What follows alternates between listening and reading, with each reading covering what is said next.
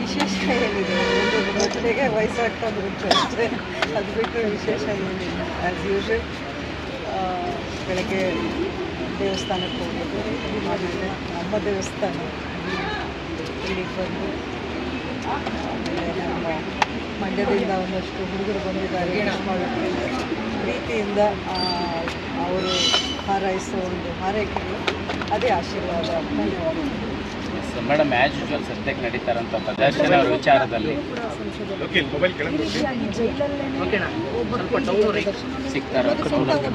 ಕೈದಿಗೆ ಸಿಗುವಂತಹ ಸೌಲಭ್ಯಗಳು ಎಷ್ಟು ದಾರಿ ತಪ್ಪಿಸುತ್ತೆ ಸಾಮಾನ್ಯ ಜನರನ್ನಿರಬಹುದು. ಕೈ ಮಾಡಿ ಯಾರಿಗೆ ಬೇಕಾದರೂ ನಾವು ದುಡ್ಡಿದ್ರೆ ಫೆಸಿಲಿಟಿ ತಗೋಬೇಕು ಅನ್ಸುತ್ತಾ? ನೋಡಿ, ಈಗ ಮಾಹಿತಿ ಇಲ್ಲದೇ ಇರೋ ವಿಷಯಗಳನ್ನು ಹೆಚ್ಚಾಗಿ ನಾನು ಮಾತಾಡೋಕ್ಕೆ ಇಷ್ಟಪಡೋದಿಲ್ಲ. ಯಾಕಂದರೆ ನಾನು ಈ ವಿಷಯದಲ್ಲಿ ಏನೇ ಕಮೆಂಟ್ ಮಾಡಿದ್ರು ಅದು ಒಂದು ರೀತಿ ಕಂಟ್ರೋವರ್ಷಿಯಲ್ ಆಗ್ಬೋದು. ಯಾಕೆಂದರೆ ನೋ ಡೌಟ್ ದರ್ಶನ್ ನಮಗೆ ಆಪ್ತರು, ಹತ್ತಿರದವರು. ಸೊ ಹಾಗಾಗಿ ನಾನು ಇದರಲ್ಲಿ ಕಮೆಂಟ್ ಮಾಡೋದು ಅಷ್ಟು ಸರಿ ಹೋಗಲ್ಲ ಅಂತ ಅನಿಸುತ್ತೆ. ಬಟ್ ಇನ್ ಜನರಲ್ ಹೇಳಬೇಕು ಅಂದರೆ ನಾನು ಮೀಡಿಯಾಗೂ ಒಂದು ಕ್ವೆಶ್ಚನ್ ರೇಸ್ ಮಾಡಬೇಕಾಗತ್ತೆ.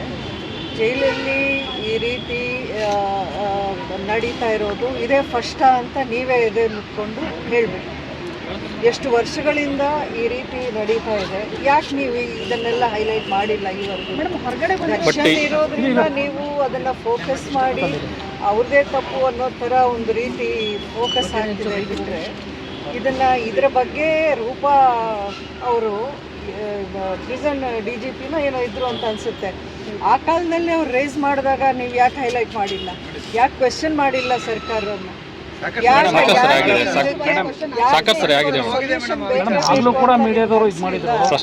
ಇಲ್ಲ,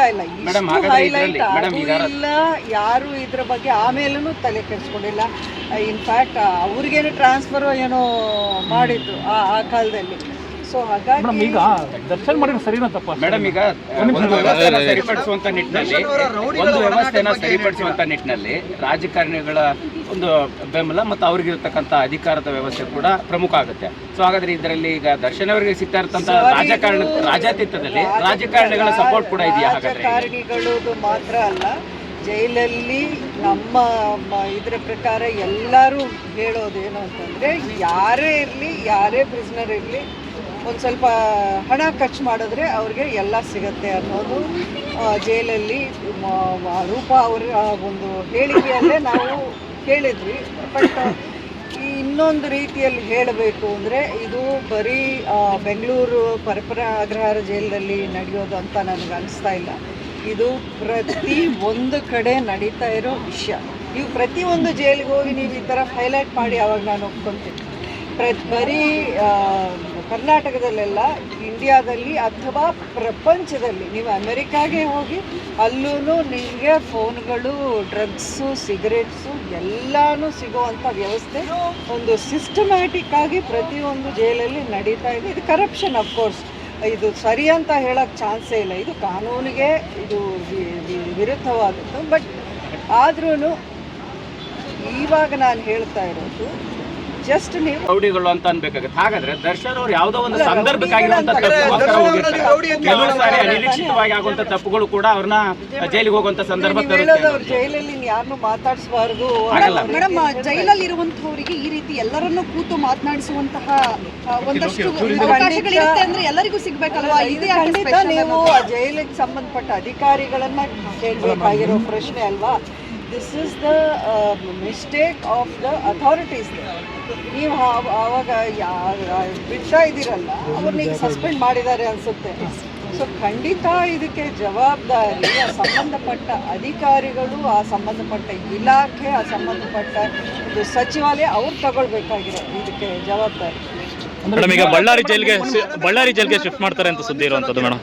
ಜೈಲಲ್ಲಿರೋರೆಲ್ಲ ಅದೇ ಥರದವರು ಅಂತ ಹೇಳಿದ್ರೆ, ಹಾಗಾದ್ರೆ ದರ್ಶನ್ ಅವರು ಅಲ್ಲಿದ್ದಾರೆ, ನೀವು ಅವ್ರನ್ನ ರೌಡಿ ಅಂತ ಕನ್ಸಿಡರ್ ಮಾಡ್ಬೋದು ಹಾಗಾದ್ರೆ? ಅಲ್ಲ, ದರ್ಶನ್ ಅವರು ಆರೋಪಿ ಸ್ಥಾನದಲ್ಲಿ ಇರೋರು. ಅವರು ಖಂಡಿತ ಇನ್ನೂ ಅವ್ರನ್ನ ಕನ್ವಿಕ್ಷನ್ ಆಗಿರಲಿಲ್ಲ. ಜೈಲಲ್ಲಿ ನಿಮಗೆ ಉಳಿದವರನ್ನ ನೀವು ನೋಡಿಕೊಂಡ್ರೆ ನೀವು ದರ್ಶನ ಮಾತ್ರ ಪಿನ್ ಪಾಯಿಂಟ್ ಮಾಡಿ ನೋಡ್ತಾ ಇದ್ದೀರ. ಒಂದು ಸೈಡಲ್ಲೂ ಫೋಕಸ್ ಮಾಡಿಲ್ಲ. ನಿಮ್ಗೆ ಗೊತ್ತಾಗುತ್ತೆ ಅಲ್ಲಿ ಯಾರಿದ್ದಾರೆ, ಏನೇನು ನಡೀತಾ ಇದೆ. ಮೇಡಮ್ ಎಲ್ಲರೂ ಕೂಡ ಇರ್ತಾರೆ, ಜೈಲಲ್ಲಿ ಹೋಗುವಂಥವ್ರು ಅಪರಾಧಿಗಳು ಇರ್ತಾರೆ, ಒಂದಷ್ಟು ಜನ ಆರೋಪಿಗಳು ಇರ್ತಾರೆ. ಆದರೆ ಜೈಲಲ್ಲೇ ಆದಂತಹ ಒಂದಷ್ಟು ರೂಲ್ಸ್ಗಳಿರುತ್ತೆ. ಈ ರೀತಿಯಾಗಿ ಫ್ರೀ ಆಗಿ ಬಿಟ್ಟಾಗ ಖಂಡಿತ rules ಅಥವಾ ಕೂತು ರೆಸಾರ್ಟ್ ಅಲ್ಲಿ ಕೂತು ನಾವು ಪಾರ್ಟಿ ಮಾಡೋ ತರ ಮಾಡಿದ್ರೆ ಅದನ್ನ ತಪ್ಪು ರೈಟ್ ಅಂತ ಯಾರು ಹೇಳೋಕ್ಕಾಗಲ್ಲ. ಖಂಡಿತ ಅದು ತಪ್ಪೆ. ಆ ತಪ್ಪಿಗೇನೆ ಅವ್ರಿಗೀಗ ಒಂದು 8-9 ಜನಕ್ಕೆ ಸಸ್ಪೆಂಡ್ ಮಾಡಿದ್ದು ಆಯಿತು. ಖಂಡಿತ ಅದನ್ನ ಆ್ಯಕ್ಷನ್ ತಗೊಳ್ಳೇಬೇಕಾಗಿದೆ, ತಗೊಂಡ್ರೆ ಬಳ್ಳಾರಿ ಜೈಲ್ಗೆ ಸಿಎಂ ಸೂಚನೆ ಕೊಟ್ಟಿದ್ದಾರಂತೆ. ನನಗೆ ಇದ್ರ ಬಗ್ಗೆ ಗೊತ್ತಿಲ್ಲ. ಮೇಡಮ್, ನೀವು ಭೇಟಿಗೆ ತೆರಳಕ್ಕೆ ಏನಾದ್ರು ಪ್ಲಾನ್ ಆಗಿತ್ತಾ? ತೆರಳುವಂಥ ಸಾಧ್ಯತೆಗಳಿದೆಯಾ? ಹೇಗೆ?